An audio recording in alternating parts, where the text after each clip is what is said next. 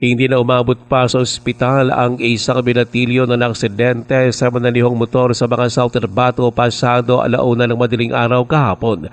Kinilala ng mga PNP na pinamumunuan ni Lieutenant Colonel Robert Lagitaw ang biktima na si alias Justin, 15 anyos, estudyante na taga Barangay Yangko sa nasabing bayan.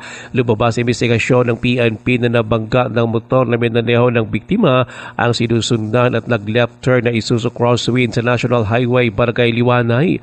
Ang biktima ay dead on arrival sa Sergeant General Hospital sa Surala, sanhi ng malubhang injuries matapos matumba sa sementadong daan.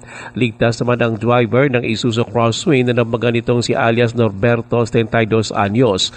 Ang motor ng biktima at Isuzu Crosswind ay kinustudyan ng mga PNP. Ito ay habang nagpapatuloy pa ang kanilang investigasyon sa insidente. Ang nasabing insidente ay isa lang sa 8 road accidents na nagganap sa South Cotabato sa loob ng 2 araw. Ruel Osano, NDBC Bida Balita.